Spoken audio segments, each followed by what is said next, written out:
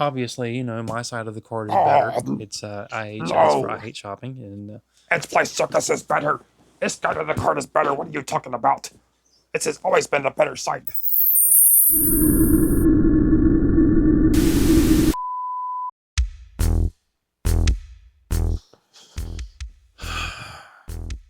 it's no secret that in 2026 it is extremely difficult to grow a YouTube channel. And I can say that with 100% certainty because I am a new channel and I have been trying to grow my channel for the last 3 months. And you guys, I can say I have spent way too many hours watching other YouTubers try to explain how to grow a YouTube channel in 2026, and none of them have helped me. And here's why. It's because 99% of everything that's currently out there on YouTube today is other YouTubers explaining how to grow within a specific niche. And my content is genre defying. It's a niche bending type of material. And that's what other YouTubers refer to it as. It's multiple niches in one, but the way that I'm going about setting my YouTube channel up is I am niche bending. And I'll try my best to explain what that is here momentarily. But first I want to talk about what I'm doing that's different from every single other YouTuber in existence. So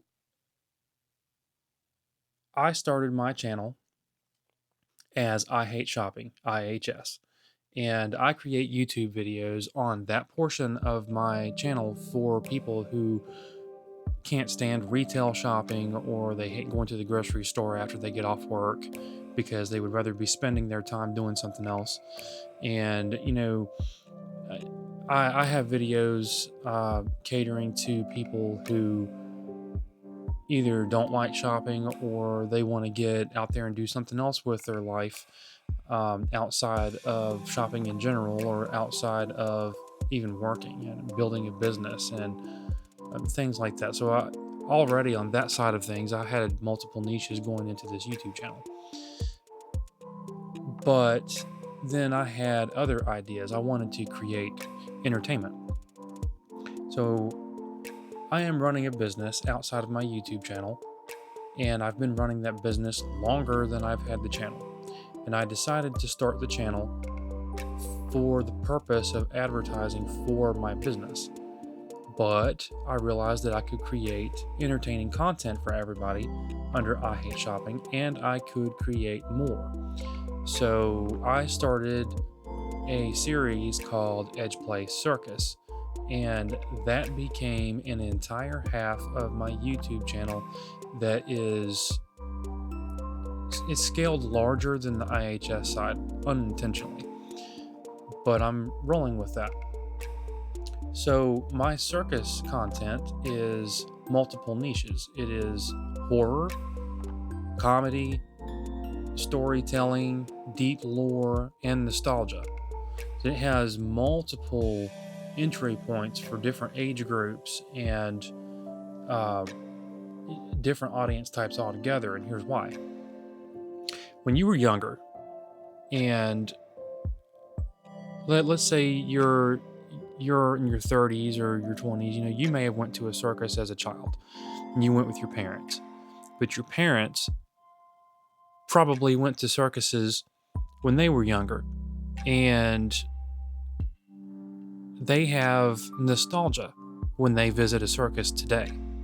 So older people, when they start watching any kind of circus content, regardless of what kind it is, they're going to reminisce. They're going to go back to the days when they used to go to the circus with their family, or they last time they brought their kids there and whatnot, and it's going to be nostalgic for them when they return. Newer generation people, when they visit, they're going to experience a completely different side of it. They're going to be entertained because some of this stuff they may have never seen before. And there's clowns, and clowns could be either funny to them, or you could be absolutely terrified of them, because there's many people are terrified of clowns. And that in itself is the reason why a circus content based channel is multiple niches. The way that the YouTube algorithm works today is it wants to pigeonhole every single creator into one niche, because the algorithm wants to find you an audience, and it doesn't really know how to find you multiple audiences. It knows how to do one thing at a time. So if you have multiple niches, it takes a channel far longer to grow than it does for a channel that's only about horror, or only about comedy, or only a learning channel like how to be successful on YouTube. This video that I'm doing right here is going to be in the category of how to succeed as a small-time channel on YouTube, and it has nothing to do with other portions of my channel right this second. It will here in a minute. But we're going to talk about what I'm doing and what I'm going to try that no other YouTuber is currently out there doing, and it is going to change the way the algorithm behaves, because it's going to see people coming into my channel from outside of YouTube who it did not see coming. It wants to show my videos to either only horror fanatics when it's the EdgePlay Circus group, or I recently uploaded a video about how I found a bird inside of my shipping warehouse at my current 9-to-5 job outside of all of this, and it turns out that the main audience for that video was people over 55 years old, and that is two completely different category of audiences for my channel. So right now my content is kind of stuck. If I load a long form video, it doesn't do well unless I have a good short. And here's why that is. YouTube has changed in 2026, and I have discovered exactly how. Many people, especially if you watch other gurus on YouTube, they want to tell you that it's not what you think. It's your videos are either terrible, or you need to practice, you need to be more consistent, and that's all old school advice. Here's what I learned. YouTube itself says that shorts are the bridge to the long form content. They are not saying that you need to make your content like a trailer for your other video and then link the two together, and that's how you're going to get your long form views. No, that's not how it works. What's happening now is the long form algorithm is sitting idle. It no longer has the authority to push your videos out there unless it gets a signal from the short form algorithm. The short form algorithm has to have a couple of shorts on your channel that signal that you are a really good creator worth pushing. And how they test this is they put your shorts on the shorts feed. And if too many people swipe past your short because you didn't hook them in the first few seconds, it's a bad signal to YouTube and your trust score goes down. If you are able to retain attention and your viewers stay for 30 seconds, if you have a minute long video and you have 30 seconds, that's pretty good. But if people choose to stay on your video and you have over 70% of people that chose to stay and watch rather than swipe away, and let's say you have a long short, let's say it's closer to the 3-minute mark, which is the maximum that YouTube allows for shorts nowadays. If you are able to retain their attention for 3/4 of that video and you have over a 70% swipe rate, that is the new signal that the shorts or the short form algorithm sends to the long form algorithm and says, okay, this creator knows how to keep people on our platform. I give you the okay to go ahead and push these long form videos that you're creating or that you're holding back from this creator out to the world.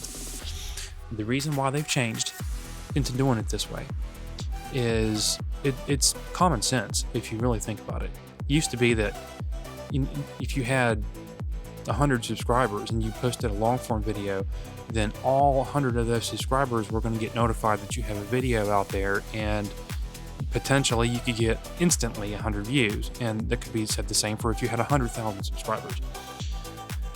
But today, YouTube only sends this signal out to a handful of your subscribers, and it's only the ones that recently watched a video of yours. If it's been 3 or 4 weeks since someone's watched one of your videos and you upload a new video, YouTube is not going to send them a notification that you just posted a new video to your channel. Instead, what YouTube is doing is, if you post a fantastic short and let's say it does wonderful, it unlocks the long form algorithm, and the long form algorithm finally gets a chance to put your videos out there into the world. The reason why they're doing that, and the reason why it's common sense, is because YouTube has changed the way that their homepage looks. If you have all noticed, this year, 90% of the homepage is shorts. Only a handful of slots belong to long form videos. The long form videos are now prime real estate for YouTube, and they are only going to put long form videos out there from the creators who deserve to be seen. And the way they determine who deserves to be seen is who is the king on the shorts algorithm at the moment. So you have to make excellent shorts in order for that long form algorithm to push you. But that's still a problem, because for new channels, when YouTube is trying to learn who you are, it doesn't know who to show your videos to. It has to learn, and sometimes it picks the smallest seed audience out there. And sometimes it gets the audience wrong. Let's say one of my videos I post is a horror one, but because the last time I posted a video was horror, the next one is comedy.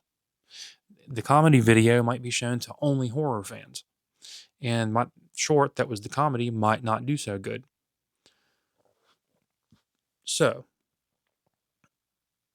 here's where you change it, and here's what no other YouTuber is currently telling people to try. I am doing something called guerrilla marketing for my YouTube channel. I have went out and purchased printed business cards that I am passing out into the world, and I am going to allow a co-star to come on with me and explain what's going on with this, and I think you guys are going to have fun with this. But let me introduce to you from my EdgePlay Circus content, Suffer the Clown. All right, everybody. All right, all right. Welcome to the Circus Sideshow. Okay, hey. So this this little endeavor that we're doing right now, this is what it is, you guys. Check it out. We are producing physical cards where on my side of the card, it's IHS for I Hate Shopping, and it has a QR code on it for It's EdgePlay the Circus. YouTube channel. And anybody that finds this out in the wild can scan the card, and it's going to link them directly to my YouTube channel. The YouTube algorithm is going to see that somebody just came into my YouTube channel, and it could be anybody. It could be a person who the last video they searched on YouTube had to do with ballerinas, and they're all of a sudden they're searching into a channel about I Hate Shopping and EdgePlay Circus. The algorithm's going to scratch its metaphorical head and say, "What the heck? What just happened here?" And the more people do this, the more people are coming in that are from all different generations, genres, whatever. And the algorithm is going to say, okay, well, if this many people are searching for this guy's channel, then maybe I should start showing his videos to everyone. And this has already started. This has been something that has been somewhat successful for me.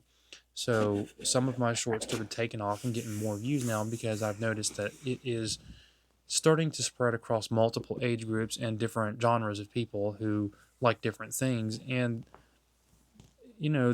some of my shorts are actually growing because of this.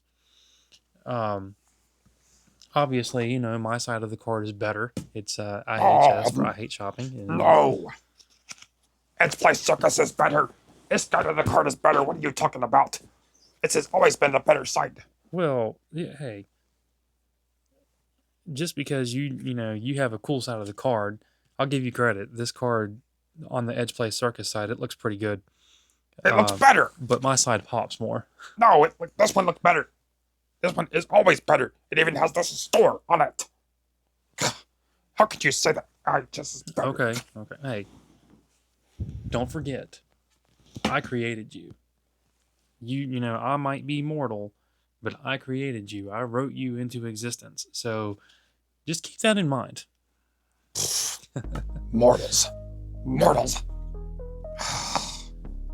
He doesn't even know what he's talking about. Hey, I'll let you guys decide which side of the card that you like better. If you guys like the EdgePlay Circus side of the card better, drop a comment. If you like the I hate IHS side of the card better, drop a comment about that and tell me which one you like. But I'll let Suffer lead this off, and we're going to go into more detail on this video, and you're going to get to see who has been out here delivering these cards out into the wild, and how I'm delivering them, and where I'm dropping them off, and where you might find them. It's going to be like a scavenger hunt. This is a lot of fun. You're finally done. Oh my god.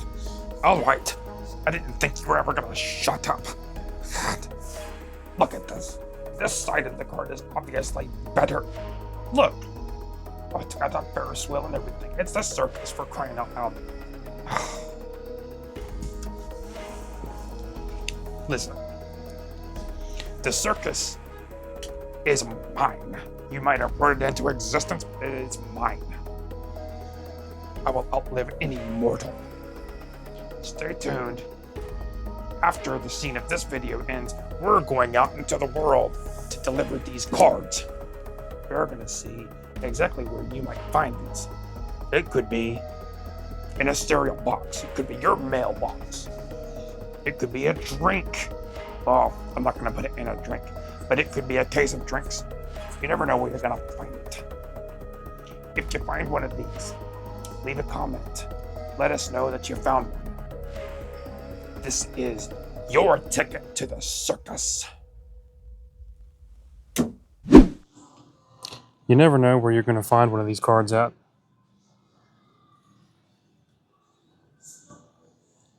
I might just put it in one of these cereal boxes.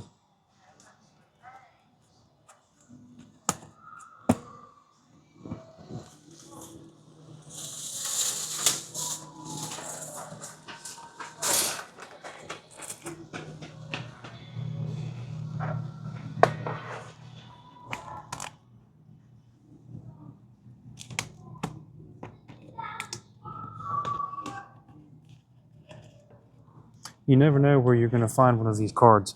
I'm in a BJ's wholesale club right now, and I'm laying these cards anywhere I can think of.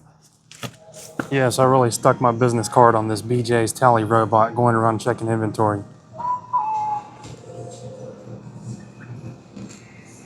It's a fun little way to advertise your brand.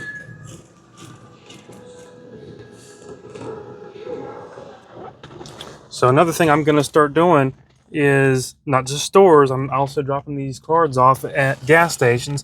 I'm currently at a Sheetz in my hometown.